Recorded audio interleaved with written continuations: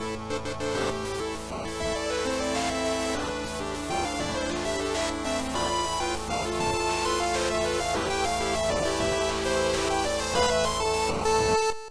and welcome to the Great Game Debate podcast, where friends come together to talk about video games and our lives. I'll be your host, Kato Berthe Lane, as always. And joining me is the godfather of the debate himself, Jonah Gomez. How you doing, buddy? I'm doing all right. My voice is a little raspy. Oh, yeah? Because I went to a concert, but I also went to Rose City Comic Con out in Portland today, so that was pretty cool.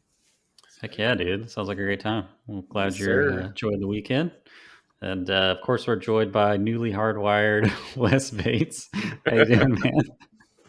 What's up, great game debate? Woo! Woo! Like the energy today, Wes. Yeah, I Got was me, inspired by Jonah's discussion about his concert. mhm, You know, mhm. I think you missed a escapades few before words. the show. Yeah, yes, I did intentionally. No, feeling good. As usual, I've got some video game trivia. And today we're talking Street Fighter. So, Ooh. did you know, in the original release of Street Fighter 1, 1987, there were two arcade cabinet versions. There was the original version with the standard 6-button layout, but there was a second version that came with two punch pads, one for punch and one for kick. And you differentiated you would punch them, and then how hard you punch them basically dictated whether you're doing like a heavy attack or a light attack. And I just learned this. I was checking this out today. Never heard of such a thing. Yeah, so I don't know how many they put out like that, but yeah, it's a thing. You can check it out with like cool. a big blue button about this big and a big red button about this big. Also, about some of the characters from Street Fighter 2. Originally, Zangief's original name was Vodka Gobalski. Yeah, yep. I guess they're like, maybe this is a little stereotypical borderline racist. Hey, Maybe we should. Yeah. That's a punch out name. So they ended up, Vodka Drunkinski was the original name for Soda Popinski. And then Dalsum was originally conceived as a fighter with multiple sets of arms and an elephant head, similar to the Hindu god Ganesha. So nice. they changed Very that cool. as well. And then Vega, Spanish Which Vega, the U.S. version of Vega, Okay. the Spanish fighter, was originally conceptualized as a medieval knight, complete with armor and sword. Huh. Dang, I kind of want that, to be honest. It would have fit in very well, but you know, not what we got in the end, but kind of interesting. So there you awesome. have Thank you so much for sharing those video game trivia facts with us, Wes. Appreciate it. For sure. Coming to us from Australia, it's the Saucy Aussie himself, Stephen Beaumont. How you doing, man? Digging the new good. wall posters you got up? Yeah, cheers, lad. Yeah, I've got some Red Dead love, bit of Witcher love, Skyrim still. What is the bottom right one or bottom left one? I don't know if I'm looking at it. Yeah. That's Witcher 3. Oh, sick. Oh, Yeah. Very okay. cool. Very cool. It's actually I had a that really, poster at some it's a point. really painterly map. It's really nice. Yeah. Yeah, it looks Yeah. awesome. Gives me that like Octopath world map vibes for sure. Mm. But we have the distinct honor this week of being joined by our special guest, John Carson. How you doing, man? I'm doing great. How are you guys? Pretty good. We're glad to have you. Yeah, I'm very happy to be here. Well, I hope you guys all stopped by the Fighting Type gym on your way in and learned Hammer Arm because it's time for the icebreaker. All right, so our icebreaker question comes in this week from the Draft Punks. Shout out, check out their podcast. But their question is, what fictional universe would you most want to live in as yourself? So kind of like an isekai type thing. What would you pick if you could get the powers, traits of that world? You got something locked and loaded for us, Steven? Actually, because like saying the isekai thing is pretty funny. But I my wife's been playing Ooblets, and damn, that game's jolly. The only thing is if music actually does exist, like just in your day to day, like I think probably the little chip tune sort of like Animal Crossing music would probably drive me insane after like a year or something. But like otherwise, it's just so jolly. Like For sure. That kind of inspires me. I think I kind of would like to live on like an Animal Crossing town and just have the power to dig bags of money out of the ground. You know? yeah, Pretty Pretty good. good. What do you free think? housing. Yeah, everything's it's a perfect utopia. Everybody speaks in cute Banjo Kazooie talk. What about you, John? Can you think of anything? Shout out to Steven Shirt. I would go into the One Piece universe. Nice. Just be a I pirate. didn't think Geez, about that. would I take a devil fruit? That seems like a pretty hard drawback to not be able to swim.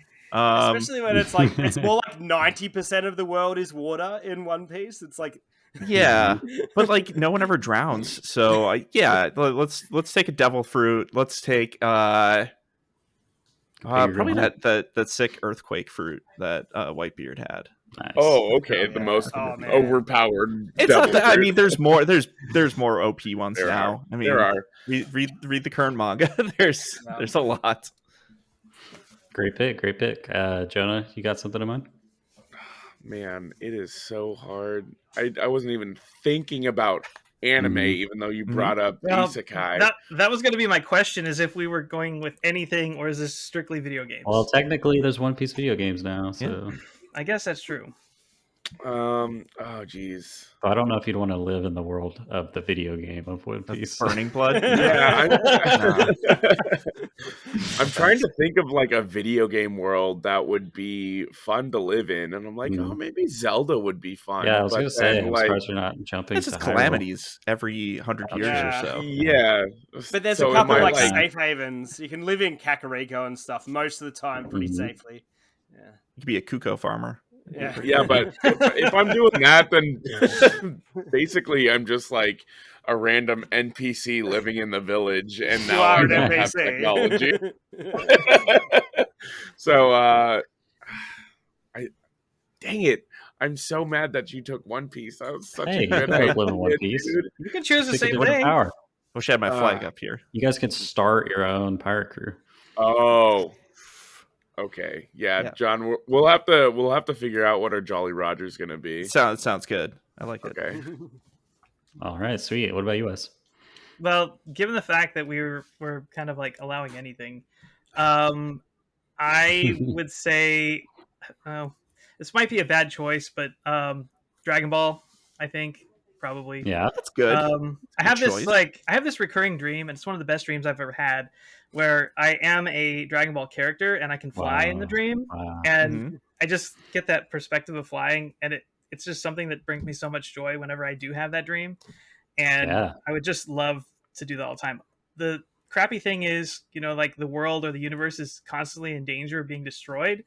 Sure. So that's probably not great, but it's probably be worth it for that's what Goku's for. Mm-hmm. Yeah, exactly. Definitely. I mean, I don't have to be like one of the Z fighters or anything. I just want to kind of like, learn some key blasts and learn how to just fly. have fun flying around, blow some mountains up here and there. Don't get into too much trouble. Yeah, oh, I changed my mind. I'm gonna be in the world of Naruto. For sure. I want to learn to walk on water. This just turned into which anime world. Yeah. Anime world we want to be. To be fair, there's video games of all these animes. Yeah. All right. Well, thanks again to the Draft Punks for sending that question in. Check out their podcast. Good stuff for sure. And with that, we'll just roll right into our interview with you, John, just so our listeners can get to know you a little bit better before we get into the meat of the podcast. But correct me if I'm mistaken, but you're a video game journalist. Recently, previously employed at Game Informer as associate editor and co-host of the Video Gameography podcast, which is another awesome podcast everybody should check out. Shout out to the recent Devil May Cry series y'all did with Wes on for a couple episodes. Shameless plug for Wes. But if you didn't mind giving us a little bit of backstory, crash course of like how you got into games journalism and video games in general, that kind of thing. Yeah. I mean, I grew up on games. They were kind of my crutch for finding friends growing up and bonding over various games, whether it was like Mario, or my best friend growing up would bring over like his copy of Sonic 3 when it came out, and like we were super excited to go play it after Nice. school. But like finding new genres and finding new favorites growing up. Like Earthbound was a game that I found with my group of friends when I lived in Wisconsin, and then I moved to Minnesota when I was 9, and then introduced it to my new group of friends there. So like Awesome. that game is super important to me. Carrying It the is torch. like it's usually my go-to when people ask me what my favorite game is, and Nice. it still holds up today, which is I'm thankful that I can still play to that. People are like, all right, yeah. I'm a huge Earthbound fan. I love Earthbound. It's so great. It's so good. I want them to bring Mother 3 to the Switch bad. Just please, one of these days they have to, or like remake it, because I know there's like a whole rhythm element to the combat, and I don't know if that plays as well with the monitors and screens that we have today. But one way or another, they should definitely bring it here. When it comes to like me getting into like games journalism, I think it was back in like 2005, 2006. I started really paying attention to like One Up and GameSpot and those groups of people, and like listening to podcasts at like every release that they had. And so I started getting interested in like doing that as a job. And I think it's like 2008, 2009. I jumped on Twitter for the first time and actually started talking to somebody at a smaller game site called the Game Reviews. And they let me come on and start writing some reviews. Nice. Like it was for free, it was for exposure, that thing. But it got me to 2 E3s and met some folks from like Game Informer and other places, and just kind of became friends with a bunch of people. I never really got into the industry until about a year ago. But it was a lot of freelance stuff or writing whenever and streaming and whatnot. But Game Informer was like my first foot in the door, my first actual paid position in the industry. And cool. Unfortunately, that came to an end a few months ago. There were some layoffs that happened, but I'm currently freelancing for them. I have a review hitting this week with them. And then I also freelance for IGN for reviews. So cool. Very cool. Yeah. So what, real quick, what are like the best places where people can, kind of follow you and like the writing you're putting out? Yeah. Like I said, Game Informer occasionally. You can read like all of my stuff from there. Mm-hmm. IGN is the other place that my writing is. Otherwise, you can follow me on Twitter at John_Carson, and then on Twitch at John Carson Games. Very cool. So this is something I kind of always like to ask games journalists, but is there like a standout moment for you in your career so far that you hold dear, like either a piece that you put out that you're really proud of, or just someone that you got to meet, or something you got to do, or anything like that? There's a couple. So last September, I got to help out with my first cover story. I didn't get to write the cover story, but I was helping on the online side, and that was for our Saints Row story. Cool. Okay, which is really cool. That game just came out about a month ago, and they actually sent us a build of it about a year ago, so I got to see like a very, very early version of that game and play it, and kind of see like where that's translated today. It's really interesting to see that process and see how much things move and see how much things don't move, and that's just a cool process to talk to the team and gather all that information. This actually happened after Game Informer, but I was at Evo in August, and excuse me, my throat's a little bit sore. I went to I got to stay on my friend's other bed in his hotel room. So nice. he got me press credentials, and I was kind of helping him out with like interviews and camera work and whatnot. So we got to interview the producer of King of Fighters 15, and then the CEO of Arc System Works, which is a very kind of surreal experience. because Yeah, I I bet. wasn't even supposed to be there at all. And, Yeah, that's awesome. That's really and so cool. we're just talking to like top people in the fighting game industry. It's What awesome. was that like when you were doing those interviews? Because we've talked to different folks that are in the games journalism space that have interviewed developers from Japan and stuff. Did those folks speak English, or did you have to work through a translator? We had to work through translators, and the translators were great. And the people that, and like the folks from the development teams that we talked to were also really great, very communicative. They were very open to answering just about any question, unless it was like, "Hey, what are you guys working on next?" And they wouldn't really say. But Sure.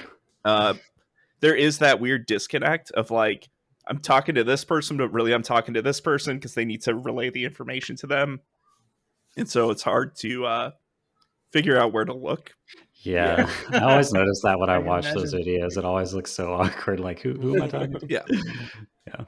I always find it interesting. I was watching an interview not that long ago with a friend of the show, Mitchell Saltzman, who was interviewing a developer, and he was asking his question, and the person he was asking it to, it's like they immediately knew what he was asking, but you didn't hear any of the translation work going on. So are they like basically instantaneously like translating, or do they wait for you to finish, or when you're asking a question? How's that? They usually work? wait till you finish. Okay. And then they'll relay the information. One guy just had like a tablet with a keyboard that he was just like taking notes on. Mm-hmm. So if it was like a longer question or a longer answer, he could Smart. remember what was actually said. Very cool. Very cool. I feel like that would be one of the hardest jobs ever. Yeah. Is just like Respect to doing translators. interviews all day and just translating for somebody else. And probably just like hearing the same stuff over and over. Yeah. Yeah, that's a good So point. like same questions. He's like, oh yeah, I heard this. And like, Yeah. speaking of Mitchell Saltzman, like we had talked to him before we talked to the Arc System Works CEO, and he kind of told us stuff that he had asked them before, and like told us like what their demeanor was to certain questions, and so we could kind of like see it in the eyes of the translator when we started asking like specific stuff. Here we go. So, as a big fighting game fan, like, what's your go-to fighting game, or like, what's your favorite? My go-to series is usually Street Fighter. Okay, but right now I'd say my go-to fighting game is Guilty Gear Strive. Okay, yeah, I've heard just has like the biggest things about that game. Great player base, cool characters, great online. So I can get together with people in the industry and just knock out some matches whenever, and it's a great experience. Cool. Very cool. Very cool. Well, now that we all know each other and we're friends, it's time for the debate.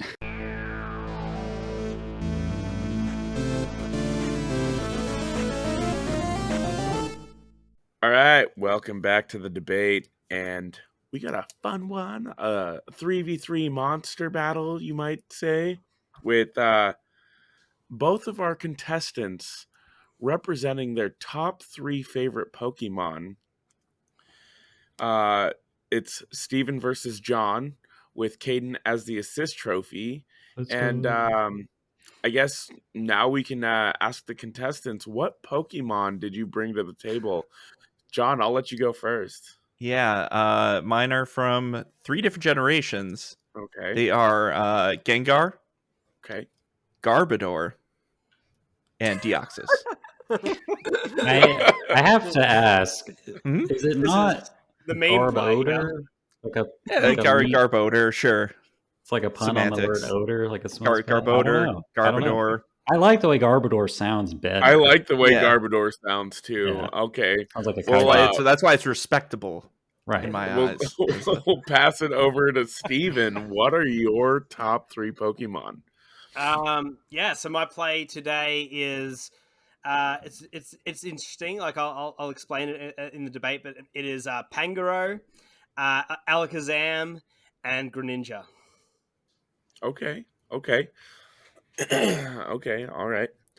Well, we'll have our 2-minute opening statement, our 2-minute rebuttal, and our 2-minute closing thoughts for each contestant, with Caden having that additional 30-second assist trophy for you guys to call out. And John, with you being our guest, would you like to start or close the debate today? Let's close it. All Nice. right, Steven. I'm going to get 2 minutes on the clock because I forgot to do this during our break. A little behind the scenes magic for our listeners. 2 minutes. Are you ready, sir? No. Okay. 3, 2, 1, debate. All right. Let me take you on a night to remember. We're going out to dinner. And what do you want to do first? You got to get dressed up. So that's why you got my man Pangaro, who comes fully decked out in a suit, baby. Top and tails. Let's go. And you know what? We're going to go to this nice restaurant. We need some entertainment. Not only that, obviously, we need the man with the utensils. So who are we getting? We got Alakazam, Spoon Man himself. Look, you know, I'm not saying you can also do some stuff in the back alleys with some spoons, but I'm not going there. But I'm just saying he is the smartest Pokemon alive. Like, you could do some magic tricks while we're having a lovely dinner. And so who do we need to be sitting across from us? Greninja, because we know what that tongue do. Some lovely conversation about current events, because we're adults and we like to talk. But they're my Pokemon. We've got a dark fighting Pokemon that can attack ghosts if you have the Scrappy ability. We've got Alakazam, one of the greatest glass cannons in video games ever. Just packs an absolute punch, destroys Gen 1. And then we've got Greninja, literally one of the coolest designed Pokemons, one of the best shinies in the entire game. Has 30 seconds. an amiibo because it's amazing in Smash. The amazing ninja itself. They're my Pokemon. That's just the setup. Enjoy the night. We're going to have a lovely time. Are you leaving it there? Yep. All right. I'd just leaving like to 15 say that seconds on the Steven's views are his own and do not represent the opinion of Great Game Debate Podcast. table. What was that? What view did I say? What view did I have? You're just giving us this weird sexualization of Pokemon. Like, I don't know what's going Where? on. Something What about his sexualization? tongue, doing something with Talking. spoons in the back alley. Okay. Talk with, Okay, talk with okay, the all right. tongue. It's all in my head, then. It's me, yeah. All right. Yeah. John, you got Sick 2 bastard. minutes on the clock for your opening statement. Are you ready? Sure. Well, I Alright. don't think I've ever debated before, so this is going to be interesting. They do. We'll see. 3, 2, 1, debate. All right, so my 3 Pokemon, Gengar, Garbodor, and Deoxys. Essentially, they are all about the dreams we have, the ambitions that we have, and the things that we leave behind in achieving those. So Gengar obviously represents our dreams. He's a little bit of a terror, though. He was the first ghost Pokemon, or he's the first Pokemon in on my team that taught me how to employ an actual strategy in Pokemon, using hypnosis, using Dream Eater, instead of just picking whatever my strongest move was and hammering home with it. Moving on to Garbodor, who doesn't feel like a big pile of trash sometimes? The great thing about Garbodor is that he teaches us, or they teach us, that even if you feel like a dumpster, you can take anything that comes your way, any damage that's coming in, and persevere. That thing is a tank. It knows how to win, and it does it looking great, looking its finest. 30 seconds. Deoxys is just one of the sickest Pokemon ever made. It is a virus from space, and you really can't beat that. Like, it's a badass alien that's flown into Earth or whatever Pokemon it's on. And I mean, it has one of the coolest designs ever. It has multiple forms, which I believe is the first Pokemon to actually use forms, and it uses them very, very well. Time. Well done, John. Well done. Thanks. Tidy. Point of order, I believe cast form predated Deoxys, but still. Oh, I guess that does count. They Yes. were both Gen 3. I mean, everybody forgets about cast form, and nobody cares about cast form, but it still happens. Well, I guess if nobody cares about it, then it doesn't matter. Wait, Exactly. Cast Form was Gen 3? Yeah. as well. And so is Deoxys. Yeah. Oh, really? I thought Yeah. you. Okay, I didn't know that. Cool. Brothers of transforming. Exactly. Maybe they're related. Could be. All right, Steven, you got 2 minutes on the clock for your rebuttal. Are you ready? Yeah. Let's get it. Ready, set, debate. Okay, so first of all, we've got to bring up like the elephant in the room about Pokemon in general, and that is the guilt that goes with catching a bunch of Pokemon and just storing them forever in your PC. And what John's saying here is that he is just willing to forego all of that guilt because he just gets Gengar. Hey, Gengar, look, I can't sleep. Put me to sleep.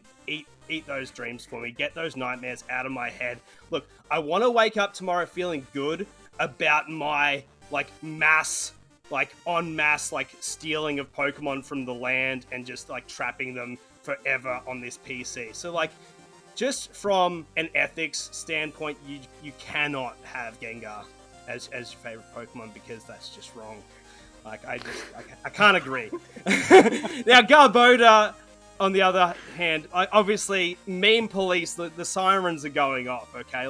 You're literally offering trash as you're offering. And not only that, it brings up, man, my biggest thing. Whenever you get me talking about Pokemon, it always comes back to Gen 5 and just the trash that is just recycled from Gen 1. And it's oh, we had Koffing, Wheezing, and Mark. And it's what other waste products can we do? And it's oh, I don't know, we're out of ideas. What about literally rubbish? And that's what they 30 came seconds. up with. And then finally, Deoxys as well. Again, it's just look, I like to have a little bit of challenge in my Pokemon playthroughs. So maybe I don't play with mythicals because I don't need everything just to be a one-hit KO, you know. So I'm just saying, look, maybe try some Pokemon, in Route 1, you know. Yeah, you never know. Oh, sorry, go Caden for the rebuttal. All right, Caden, go ahead. Okay, so I was going to say, John, that I think your team is at a severe disadvantage to Steven's tactically. I believe all of Steven's Mons are resistant, immune, or just normally damaged by all of your Mons typings, except for Alakazam, which is weak to Gengar. But if Steven puts the grind in on Gen 9 and gets a normal Terra type Alakazam, and it comes out there with a a freaking giant gem on its head, then you're going to have some problems. But I will say, I don't know, based on Steven's opening statement, that fighting is what his Pokemon are going to be doing to your Pokemon. I'll allow that extra bit of time. Thank you for helping my statement, Caden.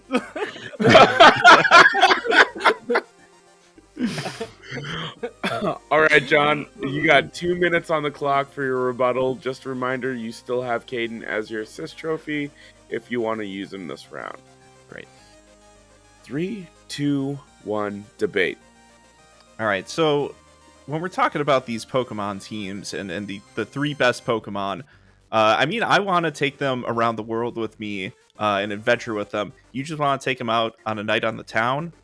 First things first, Pangoro not wearing a suit. That's school wear. He's a Japanese school punk. He's a thug. He's gonna beat you up and take your money. He's not gonna take you out for a nice meal. Alakazam, taking him out to a nice dinner. What if you have? What are you getting? Spaghetti? Are you getting a nice steak? What are you gonna do with all those spoons that he's giving you?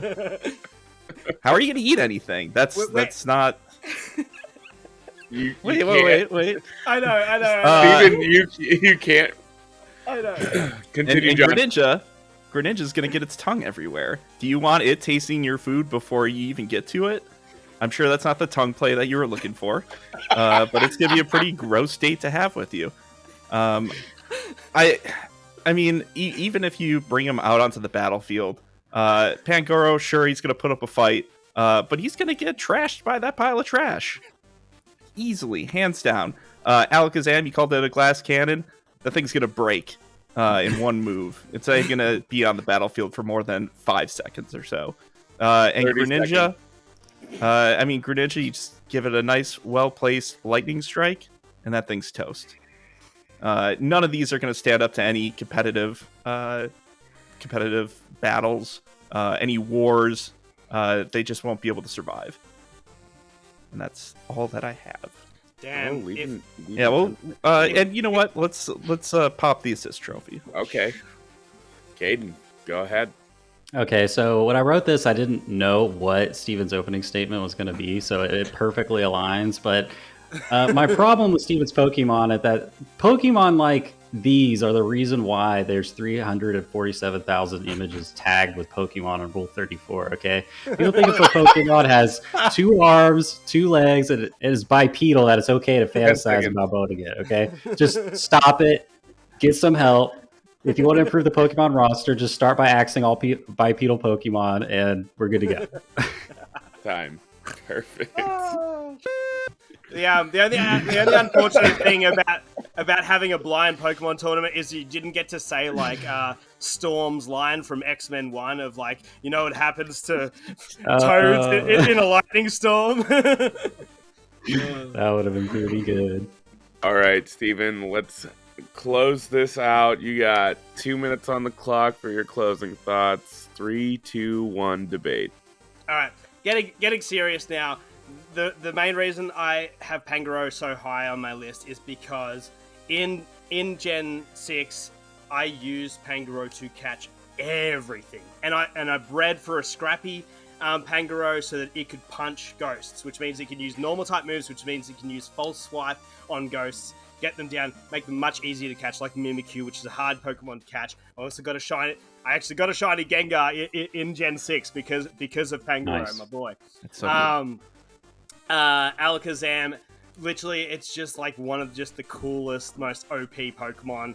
Like, and that's the cool payoff of it being a glass cannon. And I've never been a glass cannon build in other like ARPGs and stuff like that, but it's just such a cool like Pokemon because it is so squishy, but it just hits so hard. So you just got to make sure you pop it out first. And has a cool Mega Evolution. It's really dope. And then, yeah, Greninja, like, so many dope moves, like, super powerful, but also, yeah, as I said, it's in Smash, and actually really, really viable in Smash, has the coolest shiny top 3, in my opinion, and unfortunately, I haven't got that one yet, but it's just such a cool design. It's just one of the... These Pokemon are just... Some Pokemon are just 30 seconds. cut above the rest, and yeah, all my Pokemon both mean a lot to me personally, and they're just dope designs. I'd have them on my team in a heartbeat. Yeah, and that's the thing I love about like Alakazam, Gengar, and stuff like that, is the trading element. Having to trade to get them just made it so much more special. Like I remember taking my link cable to school and trading it in grade 3. It was dope. Time. All right. Closing it out nicely. John, let's get this debate done. All That right. doesn't make sense, but get it done. let's get it done. Yeah. I started to say it, and I just rolled with it. So let's get her done. Oh boy. 2 minutes on the clock. 3, 2, 1, debate. So these Pokemon are really 3 of my favorites. It's so hard to choose from over 900 now, including regional forms and whatnot. But Gengar is one of those Pokemon that's persisted since the original 151. And It's right up there, even in merchandise with Pikachu, with Eevee, with Charizard. There's still Gengar merchandise, surprisingly. It's kind of the underdog, I think, of the popular Pokemon of that. Just see right there. I have a Gengar playmat, so when I go to play Magic the Gathering, I'm repping Gengar. Nice. That's It's so cool. As for Garbodor, it's another like underdog Pokemon for me. When I first saw it, I'm like, that was one of the first ones where I'm like, oh, have they taken things too far? But it's people complain about like Yes. Klefki. It's like, oh, it's just an inanimate object. Oh, it's an ice cream cone, whatever. But like, I think that it's really grown on me over time. Even its like Gigantamax form, it has like boats and planes and stuff stuck in it. Like it's this larger than life poison Pokemon.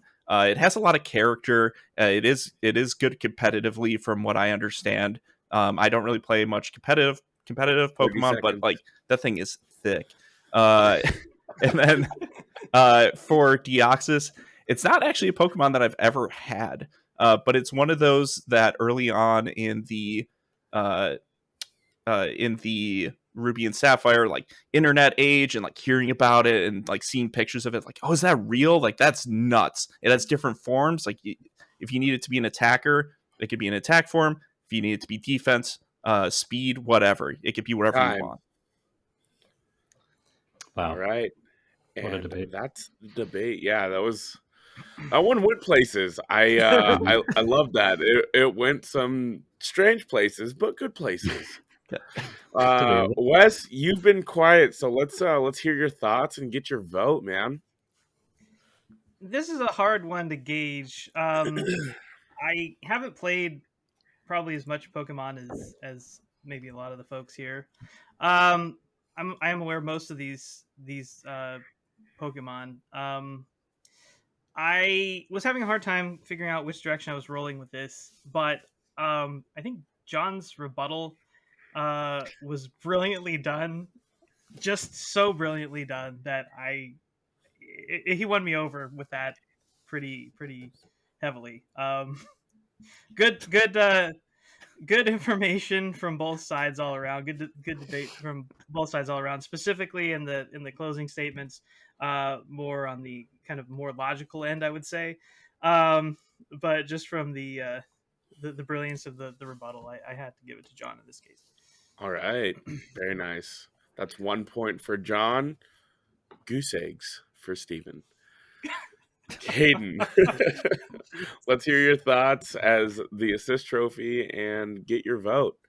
Well, yeah, I do not doubt the passion for Pokemon from either of our debaters. not at all. But yeah, that rebuttal from John was like textbook perfect. And it's from a man who said he's never done a debate before. He just took all of Steven's points from the opening and all of my points from my assist trophy and just, perfectly deflect them. But aside from that, Garbodor and Deoxys coming into this are like two examples of Pokemon that I just hate, only coming from an aesthetic perspective because I haven't played anything past 3. I was like, oh, it's literally a pile of trash. Oh, what's this weird humanoid fairy tentacle thing? Like, I have no idea. I want like more realistic animal Pokemon again. But then you explained, which I did not know, that Deoxys is a mutated virus Pokemon. And then Yeah. your speech about Garbodor, how it's a lesson to us all. Like, even if you feel like a dumpster, you can overcome adversity. It's just, man, it really sold me. So yeah, I have to give it to John.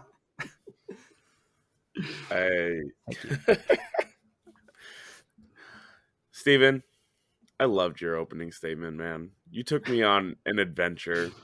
I didn't know where that adventure was going to Hot lead, date. but it was a hot date, and I can't imagine bringing a Pokemon as a third wheel on a date, or even being the date, which might be a little weirder. But I absolutely love that. But I'm sorry, I got to give my point to John. The points that he made in that rebuttal, it was perfect. Like, he looked like he was the anime character. His eyes defending flash, but he's himself with his sticking eyes glasses up his closed, nose. just blocking, and then Wish I had my glasses here. Wait. Yeah. goes straight in for the kill with his closing thoughts. So, I'm sorry to say this, Stephen, but 3 points good. for John.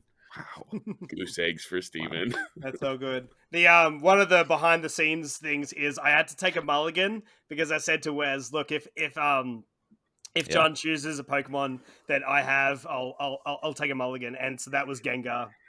So yeah. Oh, see, yeah.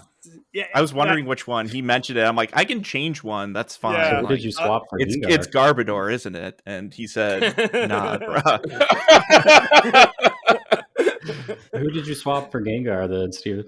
Greninja. I do love Okay. Greninja, but I was like, my story was already told, and and I was gonna use the You whole. needed someone with the tongue. Yeah. I was gonna use the whole Hypnosis Dream Eater in my own argument. Now this is getting sketchy. And then and also the fact that obviously after a nice meal you want to look like Gengar, like he's had a good meal. Yes. You know what I Oh, mean? he's full. He's happy. Yeah, Look super at happy. look at this lovely He's Look at chat. that guy. Yeah, He's ready for some mischief. Wet steaks Yeah. all around. Yeah. Sloppy Looks Looks like he steaks. had a little bit too much grass, but that's and- okay. the other thing is, like, although Gengar's shiny is terrible, Gengar's mega shiny. Oh. Oh, Mwah. yeah. I absolute forgot to mention beauty. that.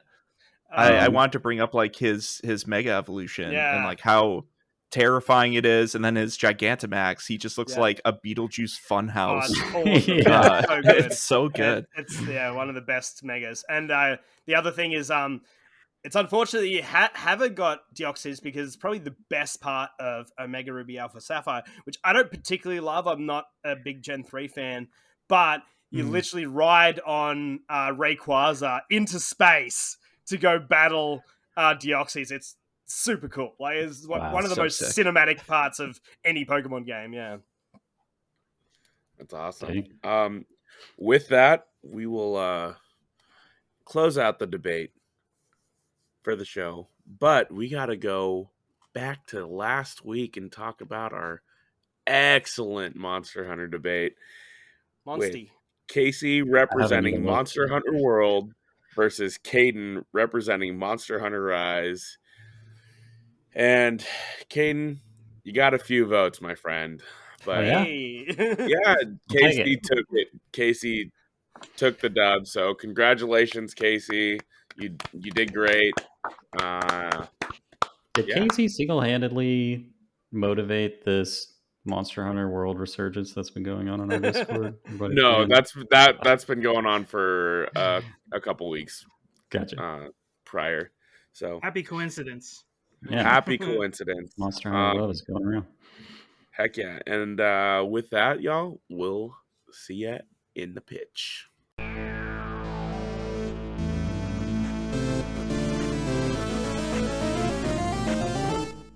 Okay, it's time for the pitch, wherein a handful of our panelists will have 2 minutes to give us an elevator pitch, so to speak, for a game they've been playing without revealing what the game is. And then we'll have to each decide if we're buying the game or not based on the pitch. So this week, Wes, I believe you got something for us. So I'll nominate you to step up to the pitcher's mound. And Jonah, if you want to give him the old countdown. Either. All right, Wes. 2 minutes on the clock. 3, 2, 1. Pitch. Okay, so I have a feeling that some of you might know what this game is based on the description I'm about to give, but it is a fantastic game, and it had to be discussed on this show one way or the other, so I'm pitching it. This is a game that I played in about 3 sittings over 3 nights earlier this week. This game is a platformer. It's a puzzle platformer. There is no combat in this game. It is a 3D puzzle platformer, and it encompasses some of the best things from games such as Pikmin and Chibi Robo. So you play as a character who is a very, very tiny character in a big world. You're literally the size of about a bug, and all of the other characters in the game are anthropomorphic insects. And you are given tasks to complete in this gigantic house. You are trying to perform certain tasks to assemble this machine that's going to basically, which is the culmination of the story in the game. And to accomplish these tasks, you have these tiny little helpers akin to Pikmin. I will not say what they are because it's the name of the game itself.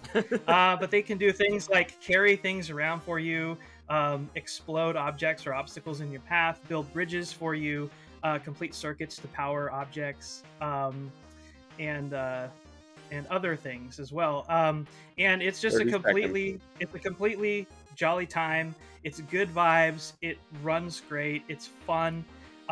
It doesn't have any of the complications like a timer with Pikmin. It is on Game Pass. You can play this game for free. You should play this game.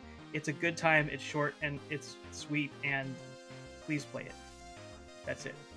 Hell yeah. All right, Wes leaving 10 seconds on the table for his pitch. I must be living under a rock because I have no idea what this game is, but it sounds sweet.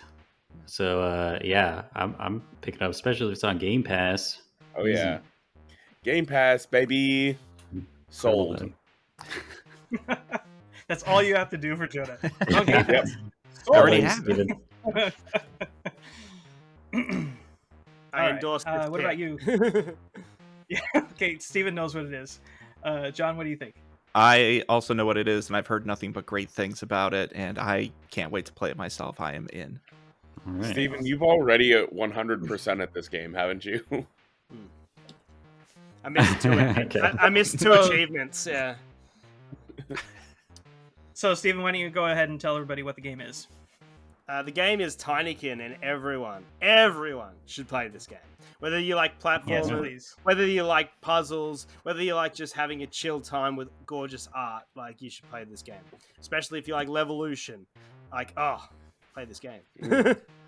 It's relatively short, it sounds like, too. Yeah. Yeah, it is. Nice. That's what I'm talking about. I finished it in 3 sittings, 3 fairly lengthy sittings, like 2.5 hour sittings. And I didn't 100%. I didn't find most of the collectibles that you get are these pollen grains that you turn in. You have the ability to like float for a limited time.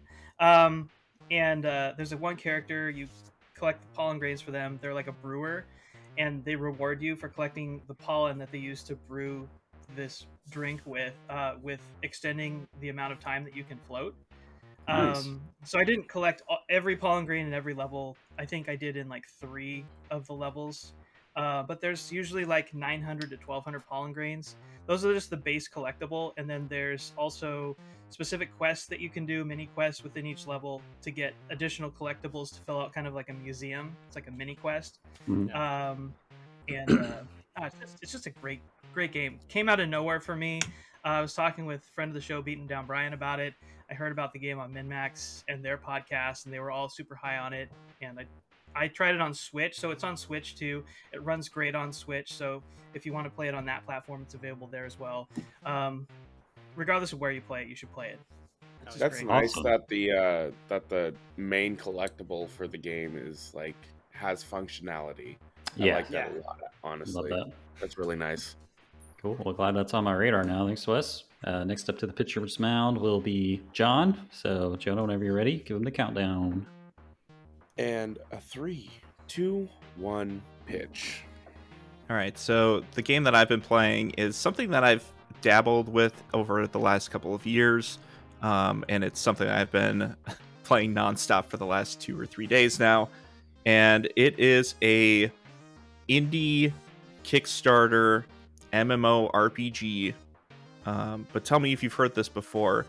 You play as a teenager who is traveling around the land to collect monsters, and you are collecting these monsters. You are taking on what they call dojos to complete your academia, but along the way you run into some complications, some bad guys that you need to take down, some environmental hazards that you need to get across. So you end up exploring this really big world. The world's massive, It takes a while to get around, and it's pretty fun to explore. There's a lot to see. There's a lot of fun writing in it. I think a lot of even just like the random NPCs that you talk to have a lot of lovingly crafted lines. But what's really the best part about it is the battle system that you use these monsters 30 seconds. to fight. It is kind of like Pokemon, but instead of having like a set amount of points per move, you have a stamina system. So every move uses a piece of that stamina bar. So there's really this risk reward for using too much stamina and damaging yourself and taking like turns off, or using a stronger move that uses more stamina versus a move that you can kind of like chip away at people. It is also a 2v2 game. So every time that you're fighting with monsters, you're fighting with a team. Time. Dang. I know what this is now, but I just want to ask: does the stamina system work kind of like Bravely Default, where you get stamina back every turn as well, or do you not get stamina back? How does it... You do get stamina back. It's very little, but you can also like rest and get more, like a bigger chunk of stamina back. That's you can use cool. items to get stamina back as well. I use items like all the time in this game. It's actually pretty hard, and like sometimes your way to heal is few and far between. Like your Pokemon Center adjacent things are very far apart, and so it is a more challenging game than Pokemon. Cool. I do have some questions, but I'll wait till after we all decide if we're buying or not. But I'm definitely in. I mean, I loved playing Pokemon growing up, but their inability to increase the game's challenge to match the growing player. They're just always targeting 10-year-olds, like no matter what year it is. So yeah, getting these games like Monster Sanctuary and stuff that are actually like challenging monster collection games really intrigue me. So I'm definitely in whatever this is. Sounds dope. Quick question before I give my answer.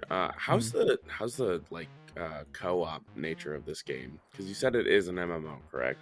Yeah, so you'll see people running around in the world, which really at times just makes it look like kind of like the worst part about World of Warcraft. And it's like everyone's gathering around like a quest, and like it's hard to get to the person, or it's like hard to tell like what's going on, even in like important scenes where you feel like you should be like the star of it. You see a bunch of people just like in a circle, just like standing there doing nothing. But it does help to make the world feel more alive. You can do battles against people, trade with people, do all that stuff as well. Okay.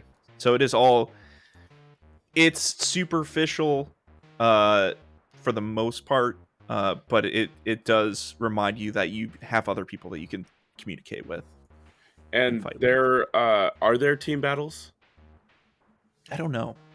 Okay. With other people, I'm not sure. Like all of your battles you always use 2 of your monsters. You always use 2. Always. Okay. Interesting. Yeah, I'm in. I've been wanting to check this game out for a while now. Friend of the show, Ryan Stubbs, is a huge fan of this game, and he's been playing a lot of it lately. Nice. You're assuming that you know what the game is. Oh, I know what you mean. Yeah. I was out until you explained more about the online portion of the game. But given that explanation, because I'm not usually somebody that has a lot of time for playing games online with people or playing co-op with people, just because I'm busy and it's hard to align schedules. But given what you told me, you've assuaged my fears, so I'm in. Nice. And personally, I have always been curiously in, like when it was just a PC beta sort of thing. I was intrigued, but didn't have anything to play it with. But unfortunately, I went onto the store and was slightly shocked by the price. I don't know why. Maybe it's a lot bigger than I think it is. But I was just like, it wasn't an indie price that I was familiar with. Like straight away, it was like, oh, okay. Yeah. So I'm probably waiting on a special personally. Oh, I didn't know. So would you like to reveal the game, John? Yeah, the game is Temtem. There's a couple things I think I forgot to mention with it too. It is, speaking to the price, I think it's like $45 US. It was originally a lot cheaper when it first came out, and then every like new edition, they've Yeah. they've upped the price, which is an interesting way to handle that. I'm trying to see how many hours I've put in, but I'm like halfway, 2/3 of the way through, and I've got to be like 25 hours in or so, Yeah. which is I'm like pretty sure. chunky. I'm sure it has a competitive scene, and you could grind for a long time trying to get perfect Tim. So I'm sure you could Yeah. easily go past 100 hours if you get into the competitive stuff. Yeah, and that seems to be like the real focus. Mm. All of the end game stuff seems to be geared towards that. You can like re-challenge the dojo leaders weekly, Oh, cool. and they'll like you need to have like competitive teams for it. Like they do it under competitive rules Nice. where you can't use items and stuff. That's So there's a lot of cool stuff with that, and like grouping up with people and Yeah. having dojo wars. That's The like- other thing that I Nice. just want Yeah. the other thing I want to quickly say is this is on PlayStation, it's on Switch, it's on PC. I think it's on Xbox. I'm not sure, but it Oh, I is didn't all know that. crossplay, and it Nice. is cross progression between two devices. Oh, that's So I rad. have my Oh, that's sick. PlayStation 5 version linked up with my Steam version, so I That's can so play on my cool. Steam Deck and I can play on my PS5. And it Take all notes, Capcom. Freaking Monster Right? Hunter. It's Yeah. possible. But yeah, That was Nintendo. For Pokemon. rebattling gym leaders is like that's the best thing because that's like one of the coolest sounds things cool. about like Heart Gold Soul Silver is going against the Elite Four for the second time, and they have upgraded Pokemon and stuff like that. That was like really cool. So taking that and then putting more like battle tower fights in it. That's cool because I've always wanted that because I don't like Battle Tower, but I would like to learn it. You know what I mean? But I just would Yeah. like it peppered throughout the game. You know? So yeah, that's really cool. Yeah. Yeah.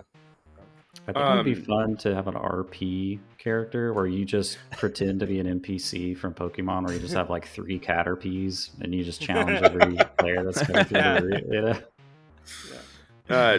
With the content, you said that it gets more expensive the farther it goes. Does that mean like if you bought the game at the 1.0 launch, does that mean all the content for you is free going forward? Yeah. I think so. Yeah, it could be because I bought it originally on PC It's when it's it just with first its, like released into early access, and yeah. I still have that same Hmm. version. Is that the same It's with like when it first Um, launched in early access, it was like $20, and as they added content, new people that were buying it had to pay Oh, more. okay. But you didn't have to pay Okay. more. Yeah. Okay. would that be the same with you with Baldur's Gate 3, Caden? Will you get full game? Because Well, yes, but they put the full price of the game at $60 for early access. They weren't originally. giving anybody a okay, discount. so They're it like, if didn't- you alright. play And then it early goes up from there. access, yeah. So they have their own model. You know, they're like, if Yeah, you want to right. help us with early access, then you probably care a lot and won't mind paying the money. So Yeah, right. Interesting. Okay. cool. Well, yeah, it was a great pitch. Get to him on your radar if you're a Pokemon fan. And next up to the pitcher's mound will be Steven. So Jonah, give him the countdown. 3, 2, 1, pitch. So, this is a game that a fair few outlets have been talking highly about, but it's been very hard to explain because of the style of content. This is an FMV game that everyone's been talking about. If you know what big FMV game has recently come out, and it's very unique. I haven't played any games like this really. You pretty much watch movies, snippets of movies, behind the scenes features, and slowly a montage of a timeline starts to evolve, and you're trying to follow the lives of people through these both on screen and off screen pieces, and obviously because they're raw footage of shots of a movie, there'll be prior to action and also after action, and the real hook because at first I was intrigued, but the real hook is you actually have a kinesthetic, and I won't go into it more than that, but there's something tactile that happens which makes you start to think about the controls of the game, which is just watching footage, but you can go backwards, forwards, pause, freeze frame, 30 seconds. little snapshots, and an entirely new narrative starts to unfold more than what you see first on screen. So not only is there great acting, and it and you're just watching these films being made, and you can see there's something that's not quite right, but then once you get into the other story, that's where you start to really, the mystery explodes, and it's well worth your time. Very cool. Definitely, at least from the narrative description you gave, gives me sort of like Inscription vibes a little bit. Mhm. I just really Very like much so. narratives that have that twist or that aha moment, you know. So I'm definitely intrigued. I'll probably bite on this one. On Game Pass. I'm very Incredible very interested in checking this out too. So yeah, I'll bite. Nice. I think Wes. Just two quick questions. You said it's on Game Pass. Have you finished this game? Yes. And what's the runtime on this? Ooh, I finished it in a sitting, in one sitting. Yeah, I did. Okay. I finished it in one sitting because I was like, okay, I need to go do the dishes. I need to go into town and go do something. One more scene. I'm like, okay, yeah, but one more scene, and then I'm gonna go do the dishes, but one more scene, and then it was like, one more scene, and it just has that hook. It's interesting because I didn't expect to have that hook, and it gets you. Once you're invested, you're invested. All right, you got me. Nice. How long was that sitting though? Oh yeah. That is a good question. So let's say 9 o'clock till maybe 4 hours. 4 days. Okay. 9 a.m. So literally, wife and the kids go out at the door. I just sat down and turned it on, and then it was like 1 p.m. and I'm like, I was meant to be doing shit like a while ago. But it was just like but it just got me, and then like I got credits, and then after credits I was like, okay, but I just still need a little bit more.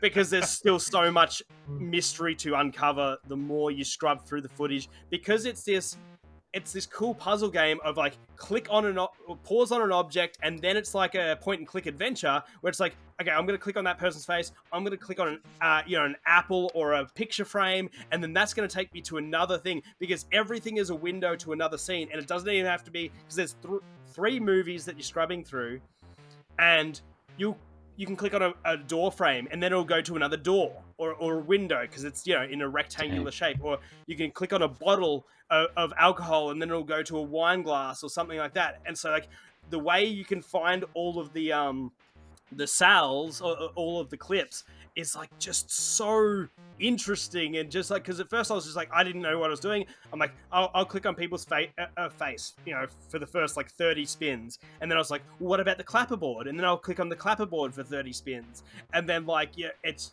just really cool. Awesome. What do you think, John?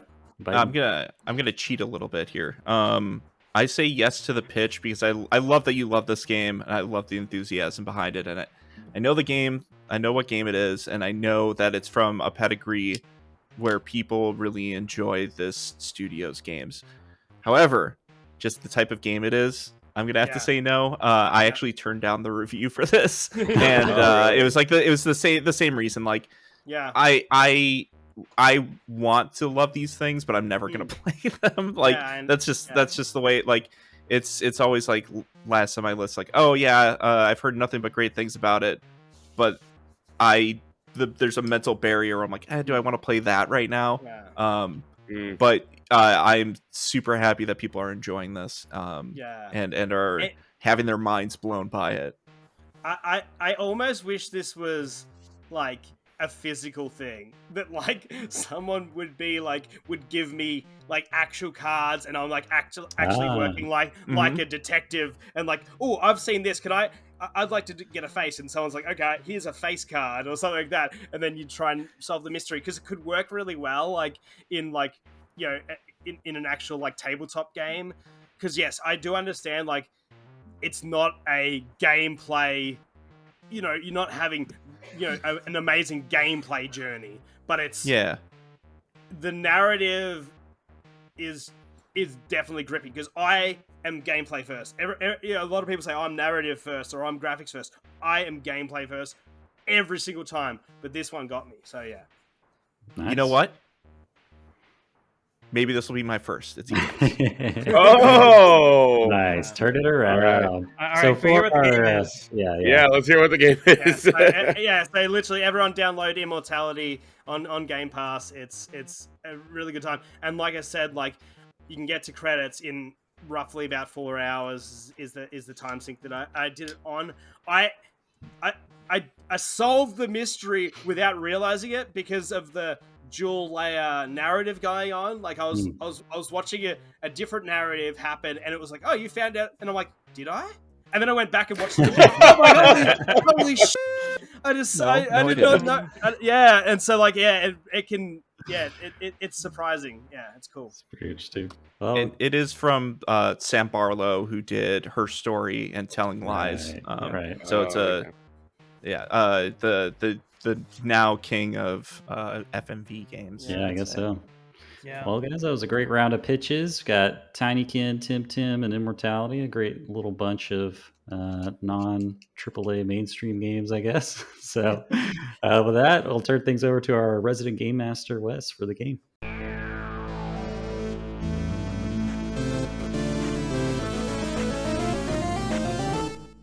Okay, welcome back. We're gonna try something a little different that we have never done. I know we're fans of doing different games on this show. This one is going to be quite different. Today we're going to be doing a round of the video game dating game. We have our eligible bachelor, John, who's looking for a hot time on the town. Maybe with a Pangoro, maybe not, maybe with somebody else. And so he's come to us, to the video game dating game, looking for his true love. The four of us panelists are going to be representing video game characters who he is eligible to date, and he will be asking us a round of questions, and then ultimately choosing who he'd like to date. We will not be revealing our identities. Our identities are going to be slowly revealed, hopefully through our answers to his questions, and he'll get a chance to try to figure out who we are at the end with his choice. So anybody have any questions before we get started? Does it give it away if I do a voice? Should I not do a voice? I would suggest not doing a voice. Okay. Because I think it makes it too obvious, but yeah, probably. Yeah. Unless it's like a really bad version of that voice. But, Right. Like I would know if you're Wario right Exactly. away. Like that's yeah, exactly. So, okay, well, with that, welcome, John, our eligible bachelor, for the video game dating game. We have 4 awesome choices for you today. We will not tell you who they are, but you can ask them questions and then decide if there's any that you'd like to take out on the town. sounds great. I'm really happy to meet all of you. I can't wait to learn more about you, and hopefully we'll find love tonight. I'm gonna start off with a question for everyone on the panel. We'll start with Jonah here. How would you describe your physique in one word? Plump.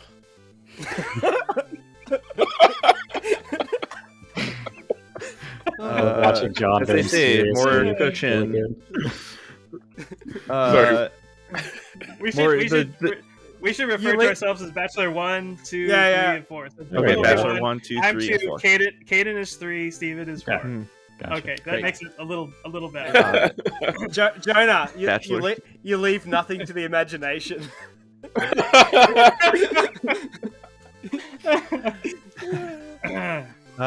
Bachelor 2, what's your answer to this question? Harry. All right. Got him plump and hairy. We're off to a good start here. Bachelor number 3. Solid. All right. John and then sounds scared. Bachelor number 4. Hopefully none of the previous ones. Look, some people might call me, ripped. Some people might call me athletic. But look, I don't really think about myself in that way. Okay. All right. One word answer there. Doesn't follow directions. I think the best part about this is that everyone but John knows who we are, so we're just cracking up here. That he has no context. And John is I'm just taking terrified. meticulous notes. I'm like, it's like it's a police lineup for me. Yeah. It's who's guilty here. All right, my wonderful bachelors. Let's go to our next question, which is also for all of you. What is your idea of a romantic evening? I think we talked about this a little bit earlier, but hopefully it'll be a little bit different from that. Bachelor number 1. What's your idea? Just flying high, maybe looking at the night sky. There's a beautiful moon, one might say. But yeah, looking up at the stars, flying in the air. Yeah. All right, that sounds nice. It sounds pleasant. Bachelor number 2.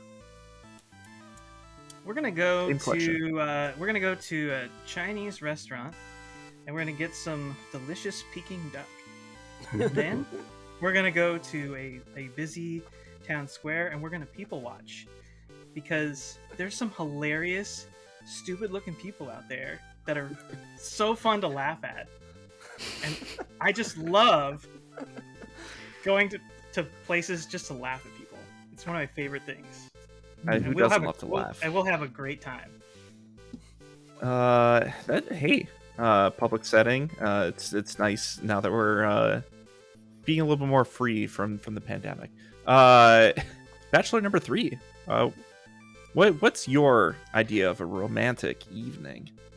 Probably both of us showing off our collections of firearms to each other and then performing maintenance on our firearms, but preferably doing this inside of either a ventilation duct or a cardboard box.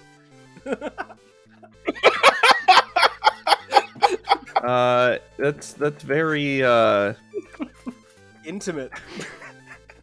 intimate. I was also going to say environmentally friendly. Cardboard is you can recycle it. That's wonderful. Bachelor number 4. It's your romantic evening.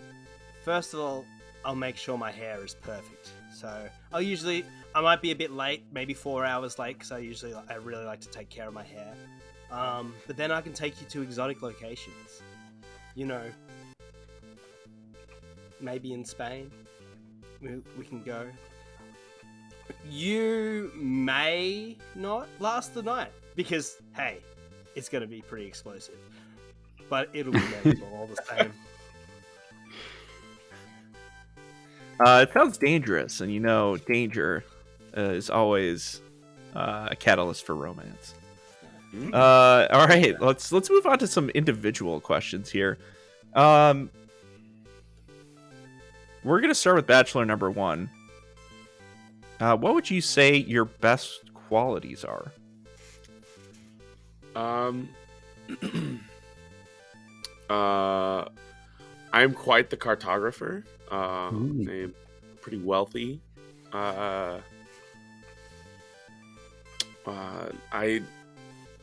Fashion is like the number one thing for me. Always looking good, always on point. I was gonna say something that my character says, but it's probably not appropriate, so I You can whisper it to me later. Okay. Uh, Oh god, it'd be so creepy. Yeah. All right. Rich perfect. cartographer. all right. Bachelor number 3. If you could be a circus performer, which act would you be? Are you familiar with a geek? They've kind of fallen out of favor, but they used to do an act involving eating the heads off of live chickens. But I'd replace the chickens Familiar. with snakes. So then you might say I'm a snake eater.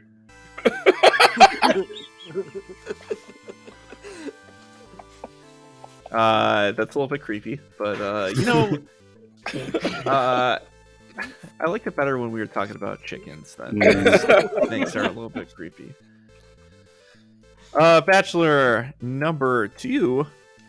If you've won a lifetime award for doing something, what did you do? Spending the most amount of time hunting.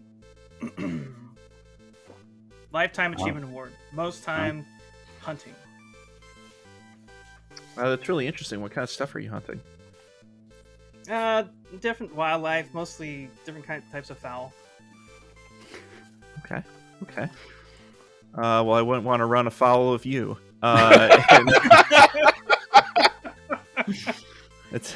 Got him. Sounds like you know how to handle some hardware.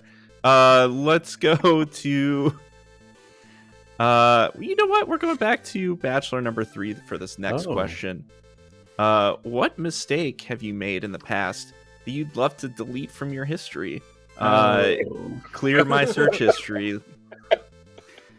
You know, I think it was probably my failure to assassinate my brother who was spiritually resurrected via hypnotherapy in my arch nemesis. But before I could kill him, he incapacitated me by hijacking my nanomachines through the SOP system. So, I couldn't take the shot. It happens to everyone.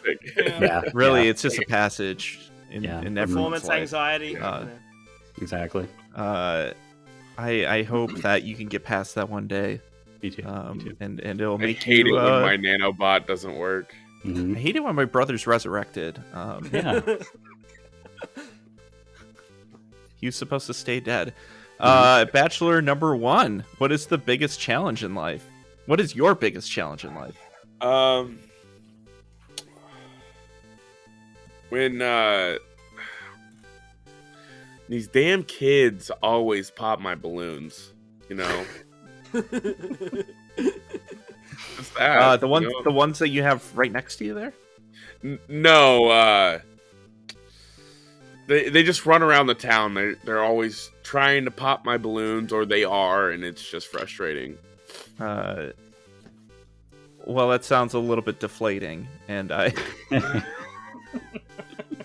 I hope that you can I don't know, expand. Expand I your lost balloon. it. I know this kind of goes both ways. You're gonna want to date me too afterwards, but Yeah, hey, that sounds tough. I'm always open to expanding my horizons. Oh, wonderful. There you go. Nice save. Bachelor number 4. You and I are going on a vacation together wherever you want. Where are you taking me?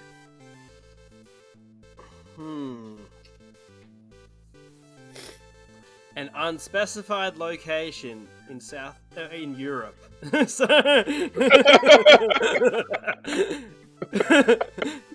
Can you at least give me a hint?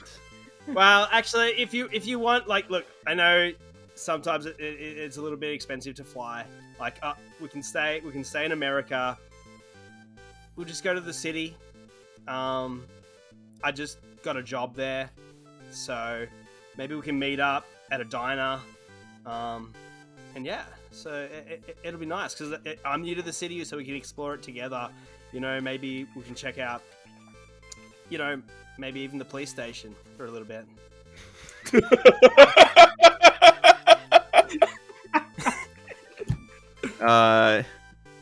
borrow some handcuffs? Oh, Oh. Uh, I hope I don't get on your bad side then. Let's go to bachelor number 2. We're out on a date, and a stranger starts to pick a fight. How are you handling this situation? I would probably just start mocking him incessantly and just enrage him to the point where he was so embarrassed just from being mocked that he would just walk away. I'm really good at mockery. Colin Internet mockery troll. is my favorite part of Yeah. of whose line is it anyway. Mhm. Wow. You kind of deflect and you won't fight it out. I respect that. I hope that there is no violence on any of our dates. Let's go to. You know what? We're gonna ask this to everybody. Fill in the blank. I've never loved anything more in my life than I love my blank. We'll start with bachelor number 1. my spandex suit. Is that Are like you gonna a wear that on the two-piece date? Yeah, Oh, I'd never take it off. are you a never nude? You wear your. Well, I mean, I. Okay, there are times where I take it off. There's dozens of us. Dozens. When I need to wash it and things like that. But I have a backup, and I'm never seen without my suit. Wow. Okay. I hope to maybe test that one day. We'll see. Oh, We'll see where things take us. Bachelor number 2, same question. If I've never loved anything more in my life than I love my blank. My zapper. Okay. No further questions there. Bachelor number 3. I've Same never question. loved anything more in my life than I love my bandana. It gives me infinite ammo.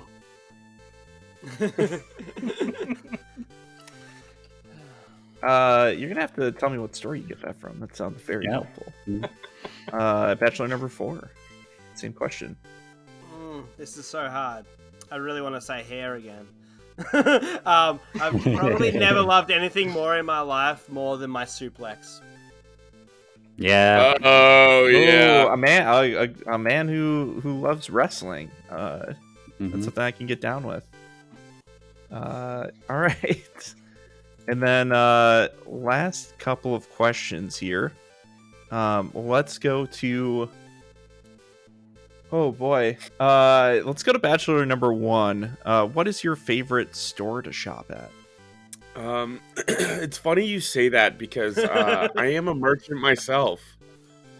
Cartography Really? tools and yeah. I mean, you could probably find me in like a Joann's Crafts picking up new art supplies to make my tools to trade and maps and other things. So, Wow. yeah. Wonderful. Very, very artistic. Yes. Do you draw anything else besides maps? I've had I had a period in time where I had my own island and I did like sea charts, but that's still kind of maps. So Wow, that's really fancy. Your own island. yeah. We sold it a while back, but I mean, it was fancy. It had my head on the top of this tower. Yeah. And it spin around, and I forced 3 of my brothers to just spin it for me. You seem a little bit full of yourself, and I think that you might need to spend some of your money on me instead. Oh, Next time, instead of statues to yourself and Your Maybe entire we can get a island. statue of you with your head spinning around. Wow. This is starting to take a turn. Let's go. Let's move on to the next question. Let me see here. Yeah, Bachelor number 4. Let's hear a little bit more from you. We are going to a restaurant that serves any food you could possibly desire. What are you ordering off the menu?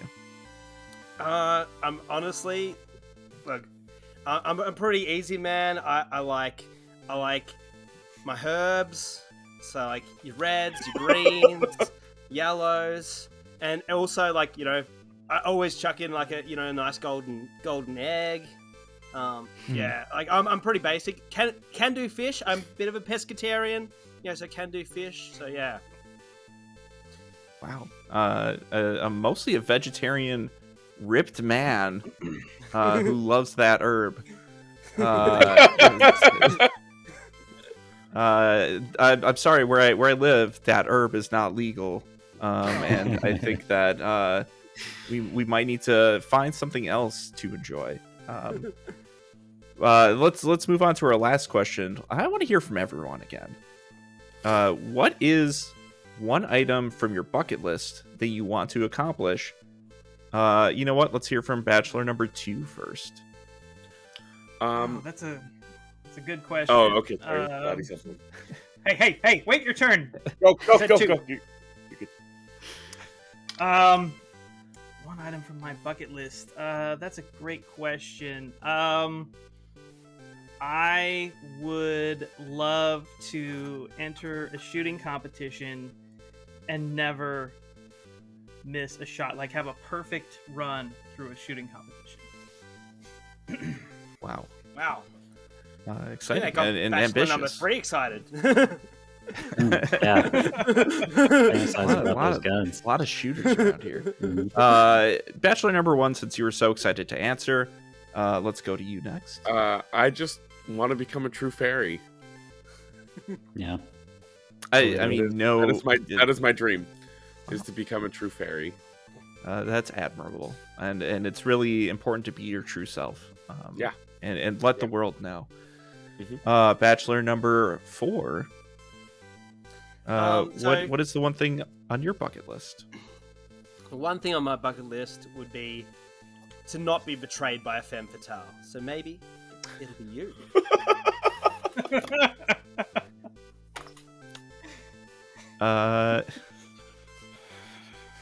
We'll see.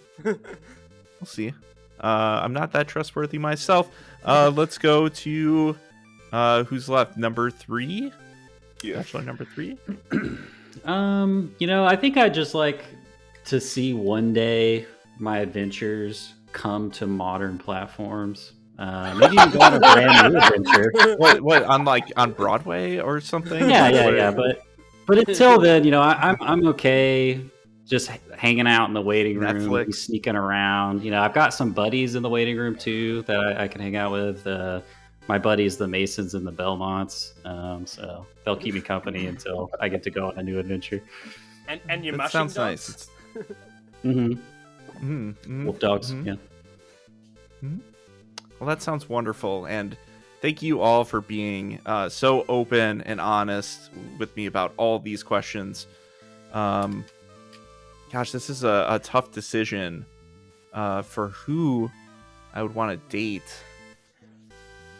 You know what? I think that I would go with.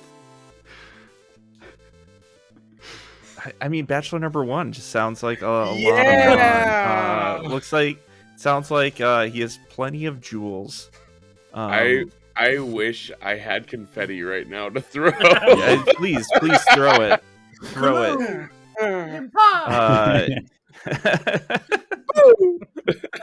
Oh no, I was wrong. I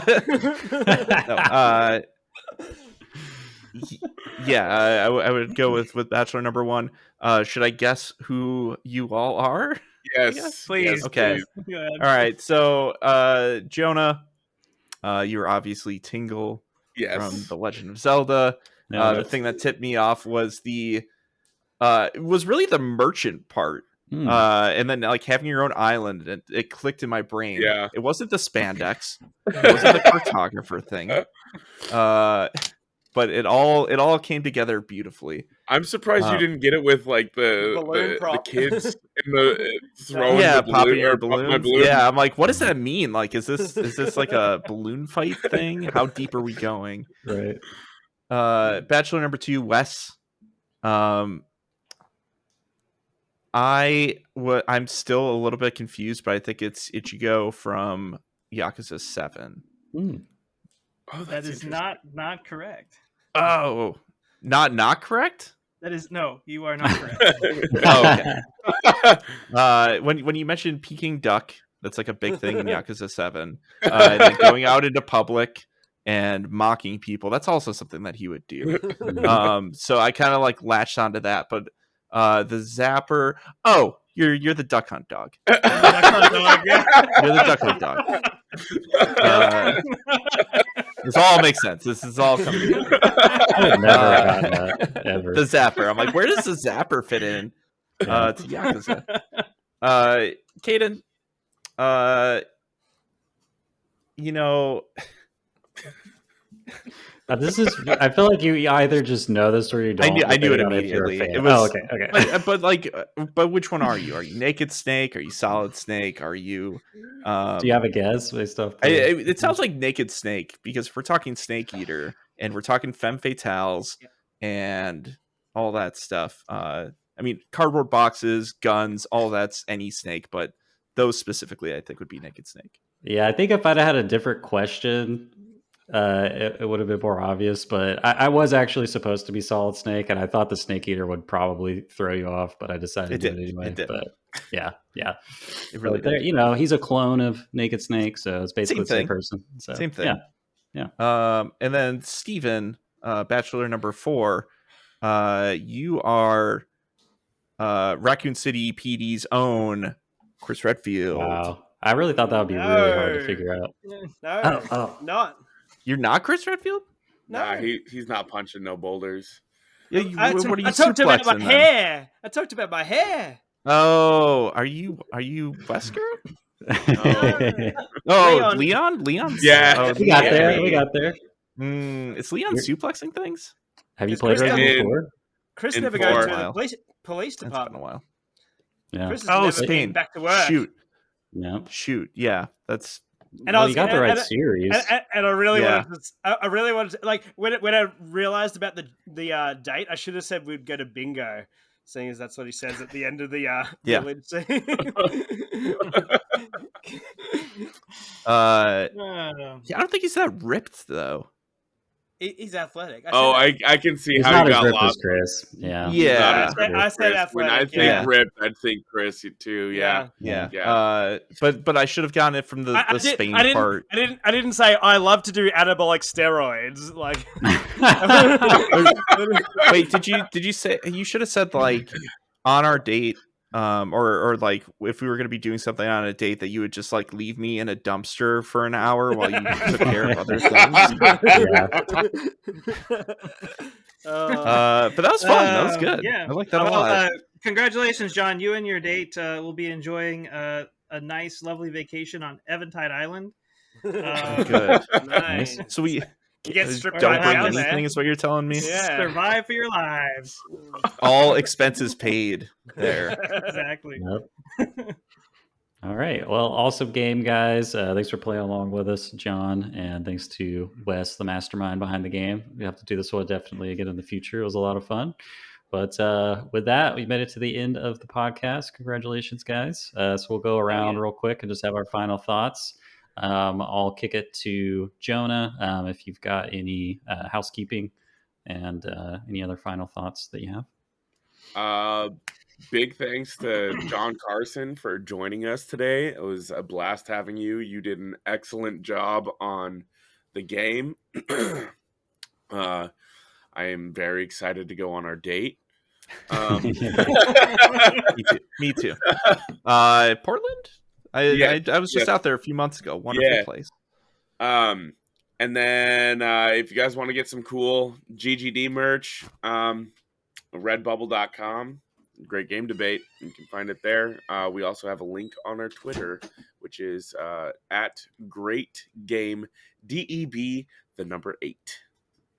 Sweet. And John is our guest. If you want to give us your final thoughts, so this is your chance to shamelessly plug anything that you feel like plugging, and otherwise, whatever's on your mind. I will double plug then. Once again, Twitter, John_Carson. Twitch is John Carson Games.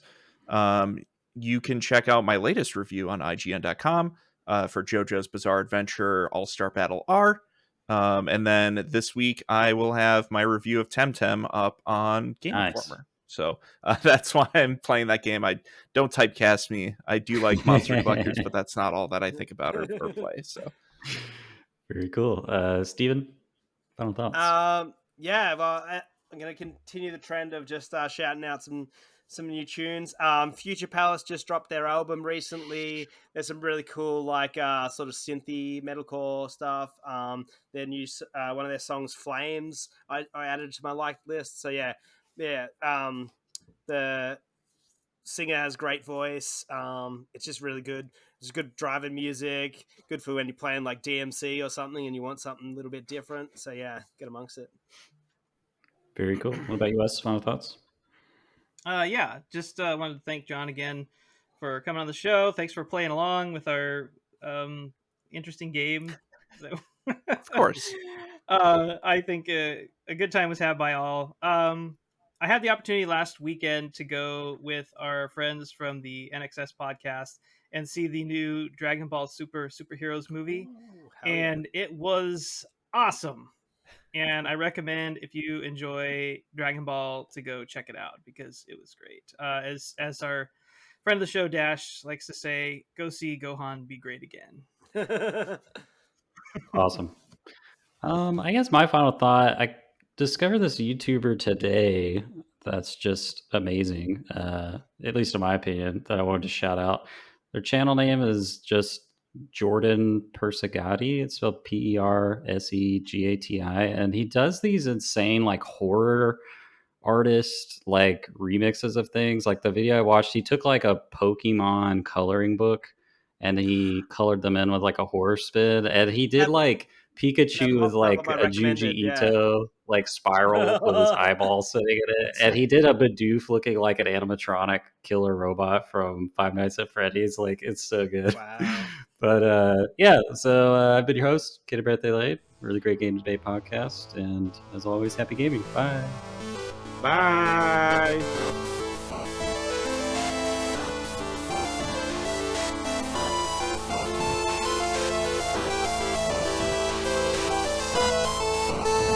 As always, a big thank you to our friend Misdriven for the music in our podcast.